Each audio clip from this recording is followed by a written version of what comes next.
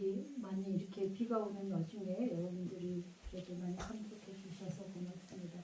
멀리 서울에서도 오셨고, 네, 또 울산에서도 오셨습니다. 또 내려오시던 분들도 사실은 매번 오는 길이지만 오는 길이 늘 편안하지만은 않습니다. 올 때마다 여러 가지로 생활 속에서 어려운 일들도 많고 결심했던 것만큼 상황이 안 될 때도 있고 그럼에도 불구하고 빠짐없이 이렇게 참가해 주셔서 감사드립니다.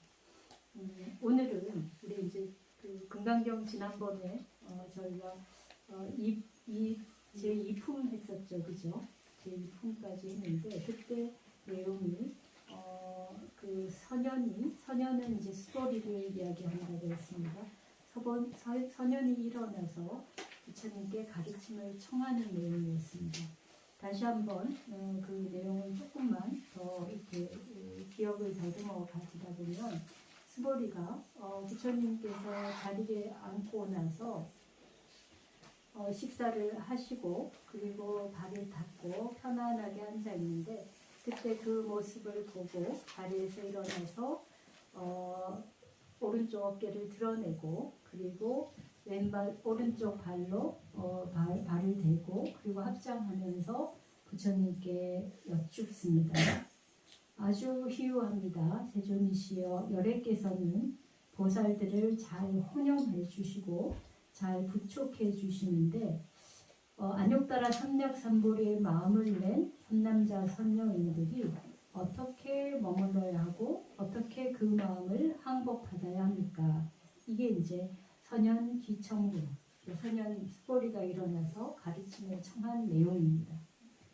그래서 지난 시간에 이야기한 것처럼 부처님께서 가만히 계셨음에도 불구하고 그 모습 속에서 부처님이 모든 보살들을 잘 혼용하고 지켜주고 그 다음에 또 잘 분부한다, 잘 어떤 일을 하도록 북돋아 준다 그런 이야기를 했었습니다. 그리고 그래서 이제 그 모습을 본 그 스보리의 관심은 스보리가 알고 싶었던 것은 어떻게 마음을 머물고 어떻게 마음을 항복받아야 합니까? 특히 안욕따라 삼략삼보리를 얻고자 하는 완전한 깨달음에 도달하고자 하는 그런 마음을 낸 보살은 어떤 식으로 마음을 머물러야 하고 어떤 식으로 마음을 항복받아야 됩니까? 그래서 지난번에 이제 그래서 제가 여러분들께 하나 이제 질문을 드린 게 여러분 기억나는지 모르겠습니다. 마음을 머문다. 어디에 마음을 머무는가? 우리 마음은 여러분들의 마음은 어디에 머물고 있는가? 여러분들의 마음이 머무는 자리가 바로 여러분들입니다. 내가 다르게 따로 어떻게 특별하게 모습을 갖고 있는 게 아니라 내 마음이 머물고 있는 그 자리가 바로 나입니다. 그래서 여러분들의 지금 이제 마음속으로 한 달 동안 또는 지금 이 순간에 생각을 해보셨을 때 내 마음이 어디에 머무는가? 그곳에서 내가 있구나. 그 모습이 바로 나구나. 이렇게 생각해 보시기 바랍니다. 오늘은 이제 그 질문에 대해서 부처님께서 답을 하는 그런 내용인데 대승정종분이라는 이름이 달려 있습니다. 대승의 정종하면 종은 이제 마루종자인데 아주 으뜸되는 가장 중심되는 핵심적인 가르침을 말합니다. 그래서 대승정종이라는 건 대승의 올바른 뜻이 무엇인가를 가리키는 내용입니다. 정종이니까 가장 중심되고 바른 그런 뜻 또는 그런 가르침이 무엇인가. 특히 대승에 대한 대승의 그 바른 가르침을 이야기합니다. 지금 여러분들이 계속 공부했던 것처럼 금강경은 대승경전이고 지금 그 질문을 했던 스보리는 물론 부처님의 10대 제자 중 한 사람이어서 그래서 초기 불교부터 계속해서 등장하고 있는 인물이긴 하지만 여기서는 보리살타 보살로서의 서원에 대한 것, 보살로서의 수행에 대한 것을 질문을 했죠, 그죠? 앞에서 완전한 깨달음을 얻고자 하는 보살은 어떻게 마음을 머물러야 하고 어떻게 마음을 항복받아야 됩니까? 이렇게 이야기했단 말이에요. 그러니까 대승의 마음을 낸 보살들이죠. 그죠? 그래서 그 보살들이 어떻게 마음을 항복받는가라는 점에 대한 이제 답이 나옵니다. 그래서 원문을 한번 보면 모든 보살 마살은 이와 같이 마땅히 이와 같이 그 마음을 항복받아야 한다. 여기는 이제 항복받아야 된다는 요 하나만 대답을 한 것처럼 되어 있지만 내용상으로는 어떻게 닦아야 합니까? 어떻게 머물러야 합니까? 그 두 가지도 다 포함되어 있습니다. 그래서 총괄적으로 다 내용을 답한다고 보시면 됩니다.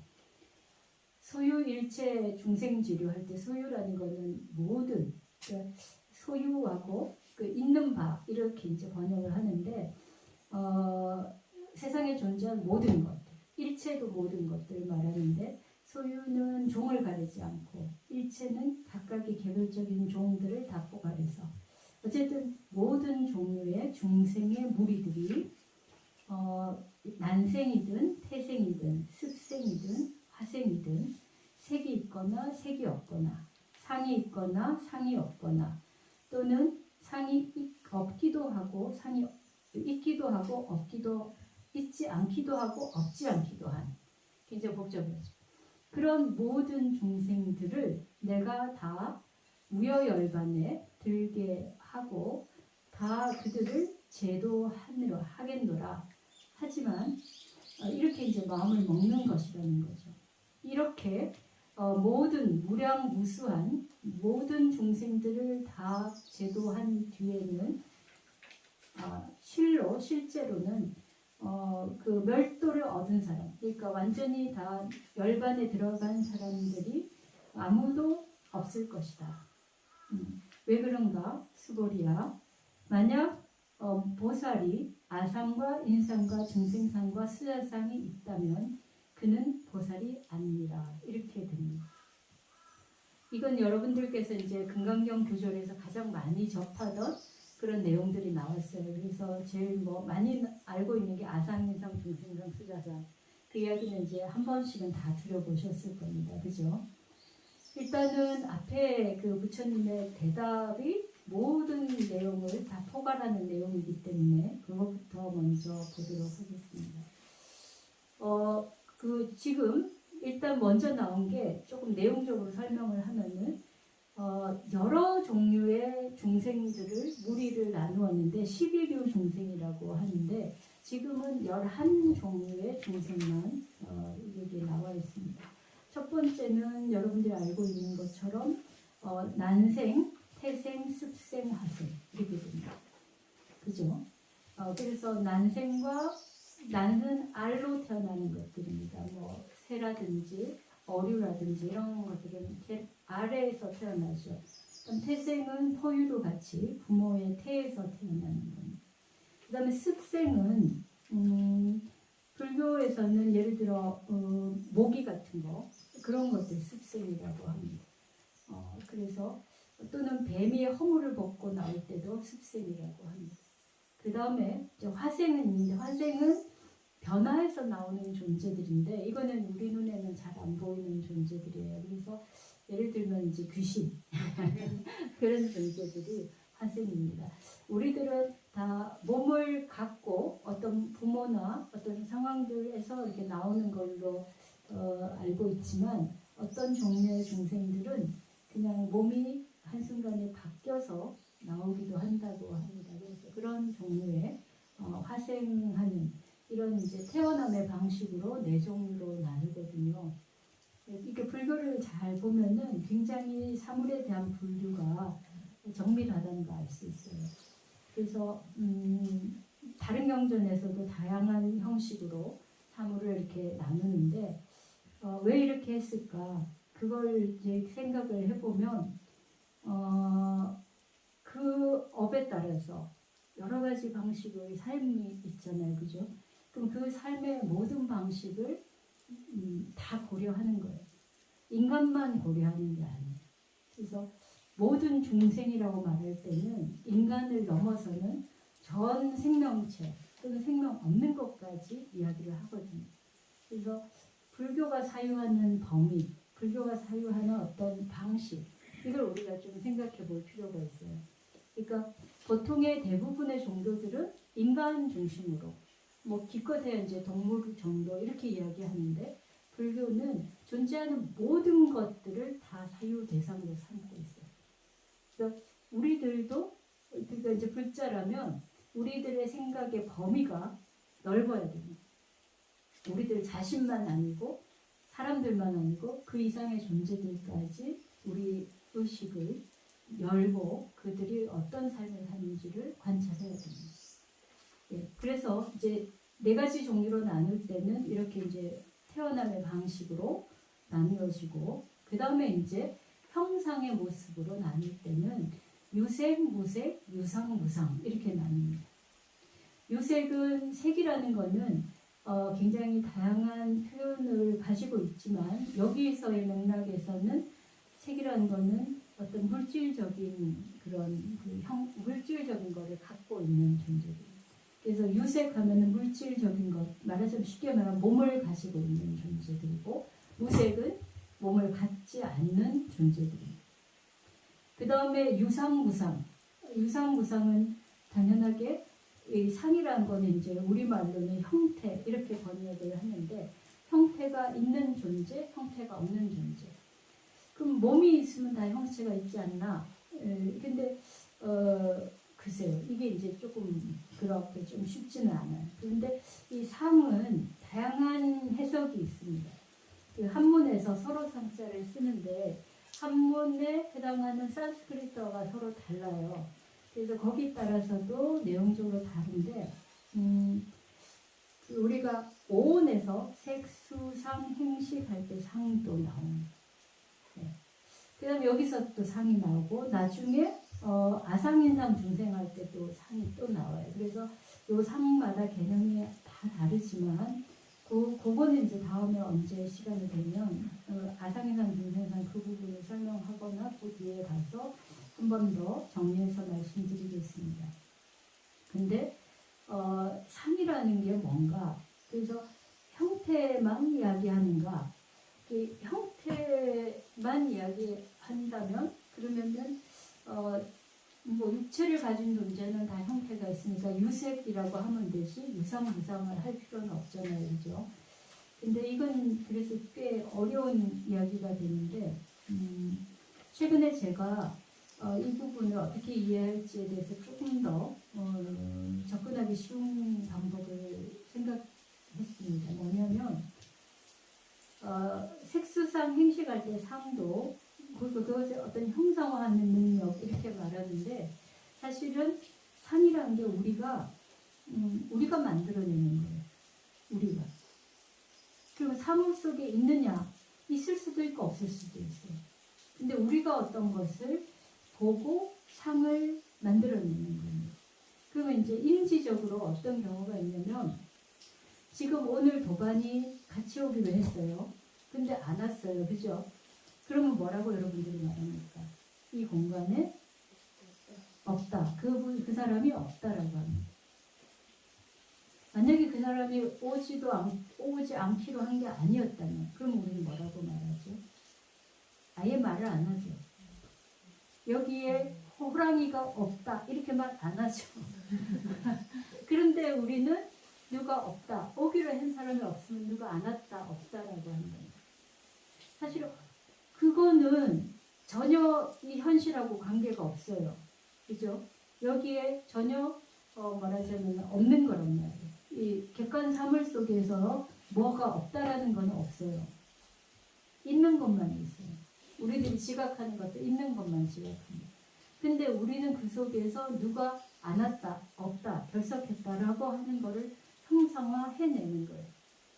그러니까 이 공간에 존재하지는 않지만 우리는 그 존재를 형상화하는 거예요. 그죠? 예, 누가 여기에 이제 사과가 많이 있었는데 다 먹어 치웠어요. 아니 누가 먹었어? 그러면서 사과가 없어졌네? 사과가 20개 있었는데 5개를 다 먹어 치웠네? 그러면은 5개라는 형상을 우리는 개념으로 가지고 있는 거예요. 그래서 실제 눈으로 보는 거는 15개, 그 전에 20개밖에 안 해요. 근데 우리 의식 속에 5개라는 것이 마음에는 있는 거죠. 그죠? 실제 하진 않지만 있다가 없어진 것 하니까 어쨌든 머릿속에 있는 거잖아요. 그런 게 형상입니다. 우리 마음이 구성하는 방식. 근데 물론 어떤 경우는 사물이 있을 때 그렇게 구성하기도 하지만 없을 때도 그렇게 구성한다는 거예요. 그래서 제가 든 예는 없을 때 구성하는 걸 말씀드린 거예요. 있을 때도 우리들은 대부분의 경우는 있어서 당연히 그렇게 된 거라고 생각하지 우리들이 어떤 형태를 부여해서 그렇게 된 건 아니다 이렇게 생각하잖아요. 이제 있을 때 우리가 형태를 부여하고 우리가 만들어내는 방식을 말씀드릴게요. 자, 똑같은 선이 2개가 있는데 위쪽은 바깥쪽으로 화살표를 하고 아래의 선은 안쪽으로 화살표를 했어요. 그러면 어느 게 더 길어 보입니까? 바깥쪽 화살표 한 게 길어 보이죠. 네. 우리는 화살표와 선을 하나의 전체로 보는 거예요. 화살표 따로 선 따로 이렇게 안 봅니다. 우리 눈이 지각이. 그래서 똑같이 길이가 같은 선을 가지고 2개의 화살표 모양이 다른데 우리가 느끼는 거는 하나는 길고 하나는 짧습니다. 실제로 자를 대고 재고 나서도 우리들은 눈은 계속 그렇게 보는 거예요.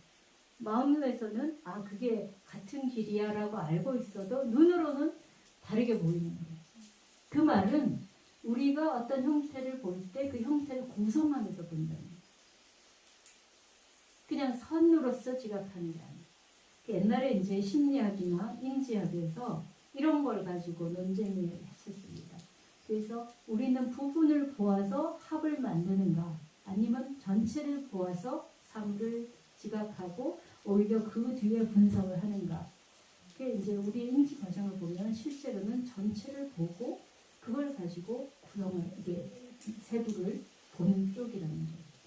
이렇게 그냥 흩어져 있는 인지적인 여러 요소들을 구성하는 거는 우리들이 갖고 있는 개념을 거기에 부여하는 거예요. 결국은 있는 사물도 우리들이 어떻게 보느냐가 그 사물을 만드는 것이죠. 그러니까 아까 처음에 얘는 없는 존재에 우리가 사물을 부여한 형상을 부여해서 사물을 만드는 방식이고 지금 말한 얘는 있는 사물을 가지고 우리가 그렇게 구성하는 거예요. 근데 이게 왜곡의 정도가 적을 수도 있지만 많을 수도 있고 뭐 다양한 차원이 있어요. 어쨌든 그렇게 하는 어떤 인간의 의식 활동을 상이라고 불러요. 예, 그 불교에서 말하는 인지심리학적인 요소를 예전에 철학이나 심리학에서 잘 설명을 못했어요. 그럼 요렇게 인지한 뒤에 그 다음에 이제 그거에 대해서 여러 가지 분별이 들어가겠죠. 이건 빨간색이다, 이건 뭐 원형이다, 아니다, 이렇게. 그죠? 그거는 식입니다.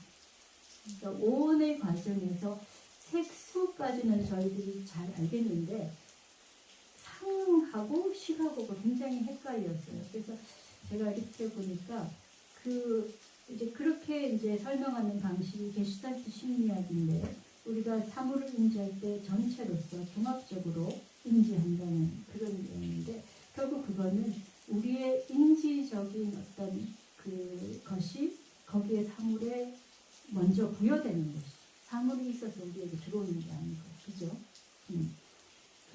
그러한 것이 우리들의 어떤 심리적인 과정에 있다. 그게 이제 상이라고 부를 수 있는 것이 아닌가. 저로서는 이제 그렇게 이해가 됩니다. 그리고 그렇게 보면 인지적 과정이 우리들의 주관적인 거라는 사물의 객관적인 거를 보는 게 아닙니다. 그 다음에 이제 식이 들어가면 거기에 여러 가지로 분별을 합니다. 거기 이제 개념도 들어가요. 일단 눈으로 지각하든 귀로 듣든 뭔가 우리는 그것을 의미 단위 내지는 뭔가의 형태의 단위로 단위화하는 게 있거든요. 그거를 상이라고 하는 거죠. 좀 이해되셨나요? 네. 그리고 거기에 대해서 그게 뭐 소리가 뭐 높은 음이다, 낮은 음이다, 뭐 등등 하는 거를 판단하는 작용이 그 다음에 가해집니다. 미세한 차이지만 차이가 있는 인식 과정입니다. 근데 그러한 인지작용을 하는 존재와 그것이 없는 존재도 있어요. 되셨나요? 그 다음에 비유색, 그 다음에는 비유상, 비무상. 상이 없기도 하고, 무상, 상이 있기도 하고. 그러니까 이게 이제 있다고도 할 수 없고, 없다고도 할 수 없는 그런 존재도 있습니다. 예, 그렇게 이제, 여러 종류의 존재가 있는데, 여기에 이제 상이 있기도 하고 없기도 한 그 존재도 있고, 지금 이 원문에 나온 것처럼 상이 있다고도 할 수 있고 없다고도 할 수 없는 그런 것도 있습니다. 근데 지금 여기서 이제 또 한문에서 상은 생각상자를 쓰여 있어요. 그래서 이거는 그때 이제 인지적인 것보다 인지되어진 어떤 내용들, 형태들 그런 걸로 볼 수가 있을 것 같아요. 그래서 굉장히 이거는 이게 쉽게 이야기하기가 어려운 그런 내용입니다. 실제로 굉장히 철학적으로 그렇게 이제 설명하는 경우도 아주 어려운 거라는 거죠. 일단 어쨌든 저희가 이걸 통해서 한 가지 생각할 부분은 불교에서 모든 존재를 분류하는 것. 옛날에 아리스토텔레스가 여러 동물, 식물을 분류했다 하거든요. 그래서 그게 동물학과 식물학의 기초가 되었습니다. 우리가 인간이 사물을 분류할 수 있다는 건 굉장히 인지적으로 뭔가를 질서의 관점으로 보려고 했던 것인데, 이 금강경을 보면 불교에서는 그보다 더 넓은 범위에서 존재를 분류했다는 거예요. 그렇게 다양한 존재가 있다는 사실. 그리고 앞서 말씀드린 것처럼 그런 존재를 우리가 다 고민해보고 우리들 삶을 이루는 다양한 층위를 이해해 보려고 했다는 것. 그러니까 불교는 얼마나 광활하게 의식을 확장시키는가, 그걸 알 수 있는 하나의 사례입니다. 예, 그러니까 여러분들이 불교 불자님들은 생각이 굉장히 넓어야 돼요. 존재하는 모든 것들을 다 마음속에서 한 번쯤은 상상해 볼 만큼 그런 이제 훈련을 해보셔야 돼요. 너무 힘든가요? 좀 과하죠, 그죠? 그냥 사는 것도 힘든데 내가 생명 있는 것조차 뭐 그거는 물론이거든요. 생명 없는 것까지 생각을 하라니 어렵죠. 얼마 전에 제가 이제 우리 그 윤보사님의 밭에 씨를 많이 뿌렸는데 싹이 올라오는데 어느 게 잡초고 어느 게 심은 건지 모르겠더라고요. 그냥 우리가 사는 게 굉장히 뭐라자면은 굉장히 단순무지하게 산다는 거를 그때 좀 느꼈어요. 생명체가 정말 다양하고 그것들이 각각의 다 모습이 다른데 우리들은 참 너무 뭐라고 했나 이렇게 일방적으로 그들에게 잡초다 뭐 아니다 뭐 이렇게만 이야기하지 그들이 갖고 있는 각각의 모양 색깔 이런 거를 관심을 가지고 보지 않았구나. 그걸 그 밭을 보면서 느꼈습니다. 저희들이 그렇게 하면서 삶이 좀 더 다른 차원으로 이렇게 넓어지는 그런 게 있는 것 같아요. 그래서 한번 여러분들도 생명체들에 대해서 한번 관심을 가져보시기 바랍니다. 그런데 이제 이 존재들을 모두 다 어떻게 하냐면은 이 모든 존재를 포괄하는 거예요. 그래서 나중에 보면 이 모든 존재들을 내가 다 무여열반에 들게 하겠다 내용이잖아요. 그죠? 그래서 어떤 존재도 막론하고 모든 존재를 다 끌어안는다. 그거를 이제 말을 하자면 넓은 마음, 광대한 마음이다. 그래서 지금 보살은 마음을 항상 어딘가에 머물러야 되는데 어디에 머무냐면 모든 종생을 포괄하는 그런 데 마음을 머물러야 된다. 그러니까 우리가 그냥 내 식구만 생각해서도 안 되고 뭐 우리 뭐 동네 사람들만 생각해서도 안 되고 또 한국의 가장 본질적인 문제는 지역에 또는 진영에 정치적인 진영에 머물러서도 안 되고 모든 지구상의 모든 인간뿐만 아니라 동물, 식물 심지어는 눈에 보이지 않는 존재까지도 다 마음을 써야 된다는 그게 넓은 마음. 얼마나 넓은 마음이 돼야 되겠어요. 그죠? 근데 자꾸 훈련하는 겁니다, 우리가. 이런 말을 듣고 불자들의 마음이 점점 넓어져야 돼요. 그래도 그렇게 이제 누군가를 차별하지 않고 그들을 다 내가 나중에 다 제도하겠다는 마음을 품어보는. 또 처음에는 어려운 듯 싶지만 자꾸 하다 보면 우리가 익숙해질 것 같아요. 네. 그 다음에는 이제 어떤 마음이냐면 내가 모두 다 무여열반에 들게 하겠다. 그러니까 무여열반은 더 이상 뭡니까 나머지가 없는 남음이 없습니다. 무여열반이 있고 무여열반이 있어요. 부처님께서 깨달음을 이루시고 나서도 계속 생명활동을 하셨잖아요. 그죠? 몸을 가지고 활동을 하셨어요.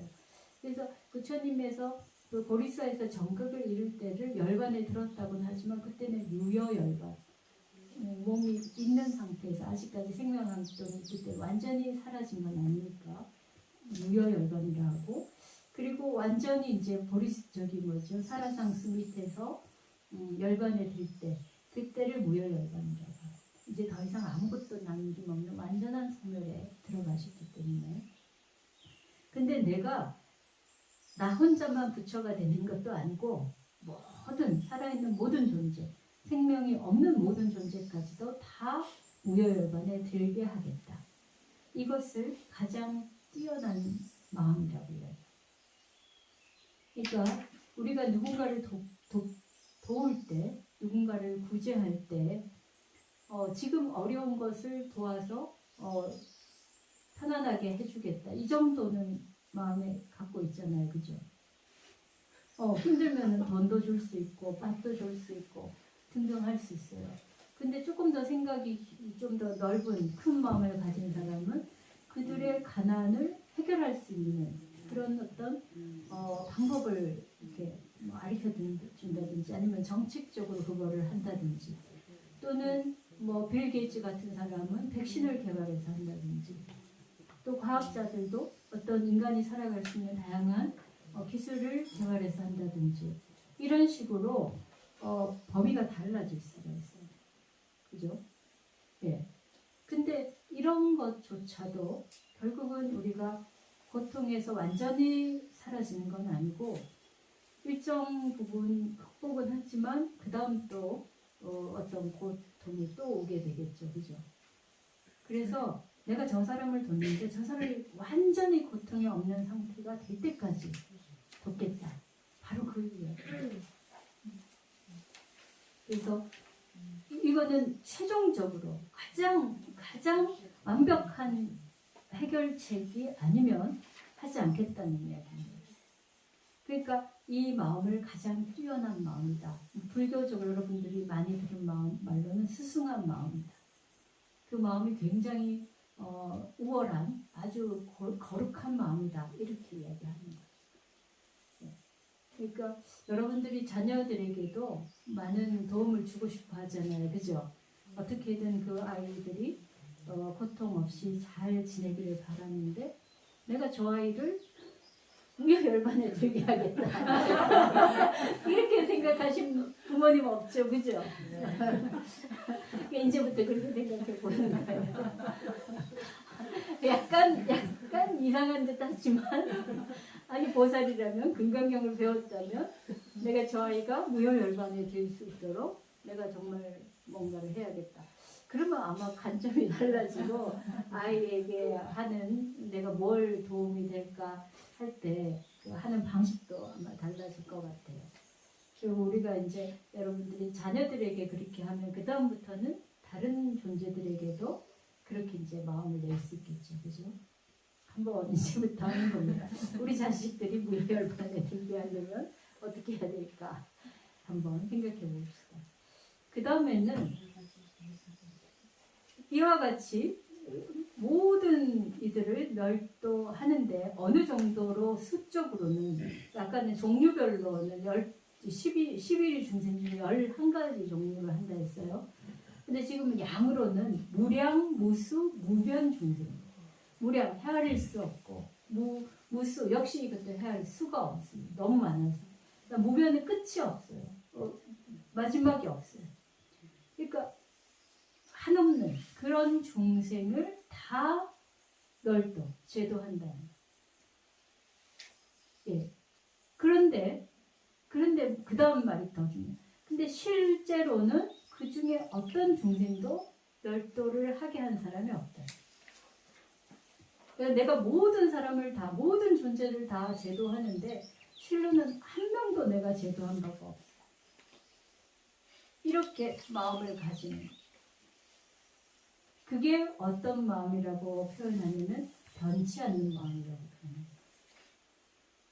이것도 이제 저희들이 생각해 볼 대목인데, 내가 모두 제도했어, 다 제도했어 라고 실제로 했고 나서 그래 내가 다 제도했어 라고 생각할 때 내 마음은 어떻습니까? 뿌듯해요. 뿌듯하죠. 당연히 뿌듯하겠죠. 그러고 나면 그 다음에는요, 다 했으니까 이제 끝냈지 뭐. 그죠? 그러니까 더 이상 안 하는 거예요. 그러니까 마음이 변하는 거예요. 근데 내가 다 제도했는데 나는 아무도 제도한 바가 없어. 이렇게 생각하면 어떤 마음일까요? 계속 그걸 하는 거죠. 계속. 끝없이 하는 거예요. 이게 변치 않는 마음. 근데 이게 저는 굉장히 중요한 부분 같아요. 사실 나중에 금강경에서 핵심적인 내용이 사실은 이 내용입니다. 모든 일을 위해서 정말 모든 걸 다 바쳐서 다 했는데 난 아무것도 하지 않았어. 이게 보살심의 어쩌면 가장 핵심적인 부분인 거예요. 그래서 말하자면 그건 이제 스피노자 이야기도 그런 겁니다. 내일 내가 지구가 멸망하더라도 사과나무를 심겠다. 내일 멸망할 건데 안 해도 되지. 사과나무 심어도 결과가 없을 텐데. 그럴 수 있잖아요. 그죠? 보살은 실제로 많은 일을 하고도 난 아무것도 한 게 없어. 이렇게 생각해요. 비슷한 생각. 결국 이거는 결과를 바라지 않고 결과에 관계없이 나는 그 일을 할 뿐인 거예요. 그리고 그 일을 함으로써 내가 행복을 누리는 사람입니다.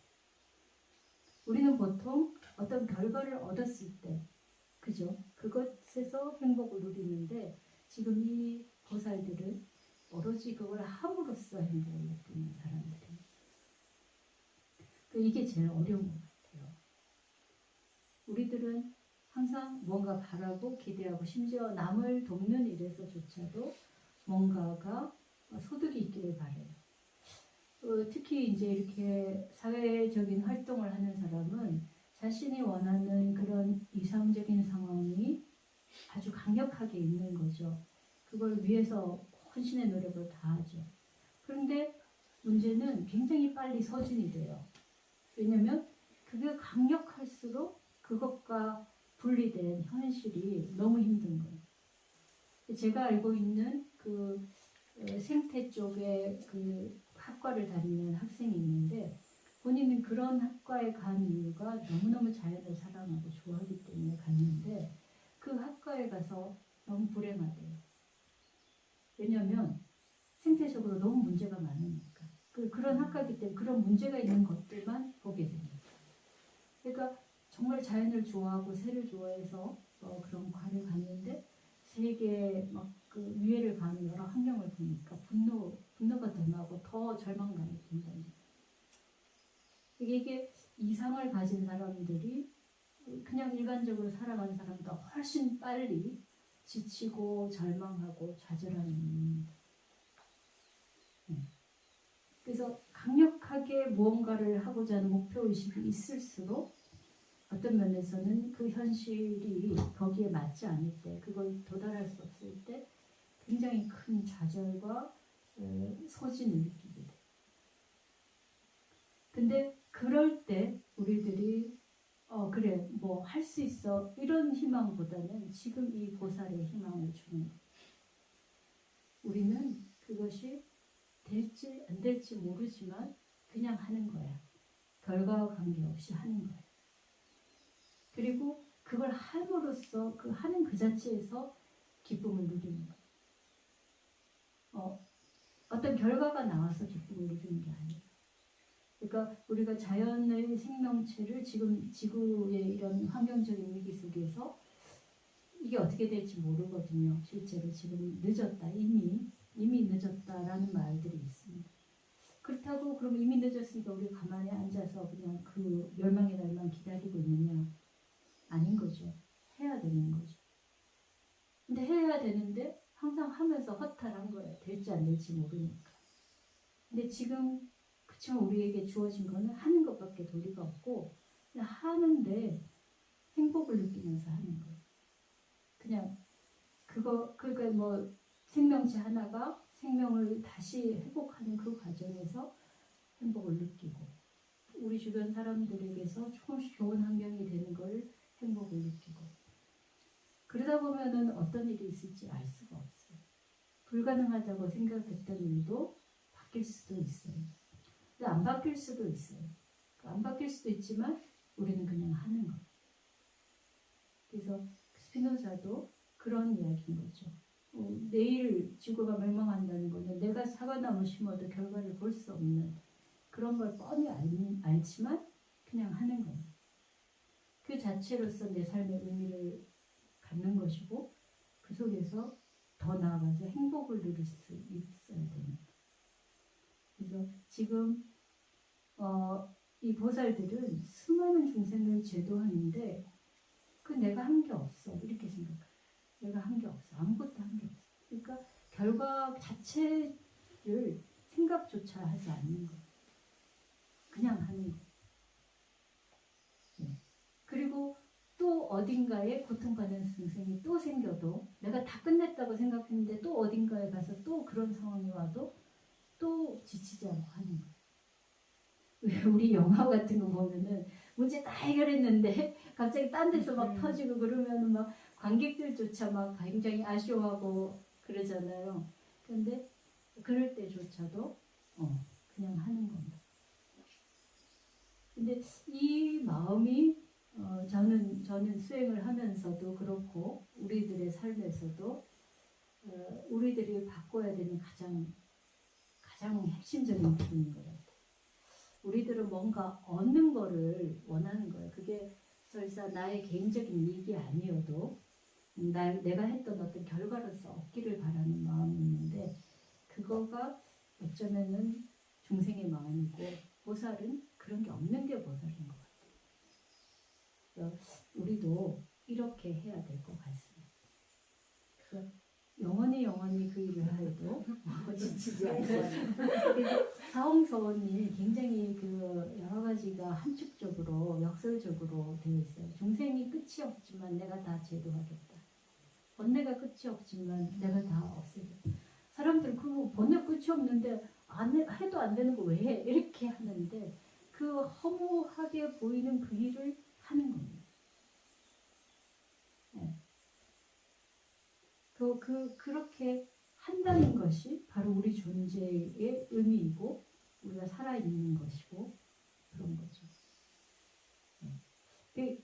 이미 이렇게 마음이 있는 사람은 우리들하고는 생각이나 수준이 다르겠죠. 그죠? 네.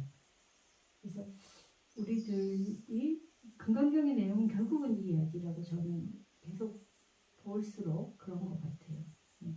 그래서 이 생각을 좀 하셨으면 좋겠고 그 뒤에는 왜 그러한가? 그때 보살은 아상인상 중생상 수자상이 없기 때문이다 라고 했는데 이 아상인상 중생상 수자상이 없다는 그거를 전도된 마음이 없다. 이렇게 전도되지 않은 마음, 뒤바뀌지 않은 마음이라고 합니다. 그래서 금강경의 내용은 실제로는 지금 아상인상 중생상을 어떻게 하면 없게 하느냐라는 내용 그걸로 진행이 됐지만 내용적으로 보면은 결국 아상인상 중생상 수자상이 없는 사람은 마음이 변치 않는 마음을 가진 거예요. 네. 그러니까 전도된 마음이 결국은 뭔가 내게 있고 내가 한 게 있고 그런 마음이거든요. 그게 사라지면 마음은 하늘과 같고 땅과 같고 변함이 없는 거예요. 네. 그래서 오늘은 지금 이제 이 내용이 그래서 어떻게 마음을 머물러야 하느냐 가지에 마음을 머물러라 이렇게 이야기하는 거예요. 자, 다시 한번 반복하면 넓은 마음, 모든 중생의 종류를 다 포괄해서 다 열도하겠다는 그 넓은 마음, 그 다음 가장 뛰어난 마음, 최종적인 해결책을 주겠다는 거죠. 끝까지 해서 최종적인 해결책을 주겠다는 그 마음. 중도에 만족하는 건 없는 거예요. 그 다음에 변치 않는 마음, 네 번째 전도되지 않는, 뒤바뀌지 않는 마음, 이 마음에 머물러야 한다. 근데 우리들이 이제 이걸 가지고 다시 우리 마음을 돌이켜보면 내 마음은 어디에 머물고 있는가? 내 마음은 이 중에 하나도 해당하지 않을 수가 있어요. 그죠? 예. 그러니까 지금까지 우리가 이렇게 머물고 있었던 것은 이제 잊어버리고 오늘부터는 이런 마음에 내가 마음을 자꾸 쏟고 근데 뭐 처음부터 되지는 않더라도 자꾸 훈련하고 생각을 넓혀보는 거죠. 어떻습니까? 여러분들 하실 만은 하시죠? 근데 뭐 생각으로 하는 거는 뭐 돈 드는 일도 아니고 누가 뭐라 하는 일도 아니고 해보면 되잖아요. 그죠? 네. 그래서 사실은 여기서 우리가 여기서 다 알아 먹으면 부처님께서 더 후속된 이야기를 하시지 않았을 텐데 이렇게 말하고 나서도 자꾸 미진한 게 있는 거예요. 또 이건 아닌데 이건 아닌데 하는 게 있으니까 거기에 대해서 부처님이 계속 구현해서 말씀을 하시게 됩니다. 네. 그건 이제 우리들의 뭐라고 하나 우리들이 마음에 갖고 꼬리를 물면서 생기는 마음의 의심들인 거죠. 그것까지도 완전하게 다 해결을 해주시는데 일단 핵심은 여기 있어요. 세 번째 대승정정분 여기에 핵심이 있으니까 여러분들이 이거를 반복적으로 자꾸 마음으로 되뇌어 보시면 좋겠습니다. 경전은 한 번 읽고 끝나는 게 아니라 그냥 반복해서 자꾸 읽어서 훈습이 되고 내게 돼야 됩니다. 집에 가셔서도 이 부분을 계속 좀 읽으시고 마음에 새기시고 그러셨으면 좋겠습니다. 오늘은 먼 길 오셨고 많이들 이제 시간 이제 날씨도 이렇게 코진 날씨에 고생하시는데 여기까지 하고 다음 달에 뵙도록 하겠습니다. 고맙습니다. 그리고 공양은 저희가 조금 천천히 준비할게요. 보살님 혼자 계셔갖고 그러니까 일부 먼저 여기 좀 아시는 분들이 가셔서 준비하시고 나머지 분들은 여기 좀 앉아서 조금 쉬시고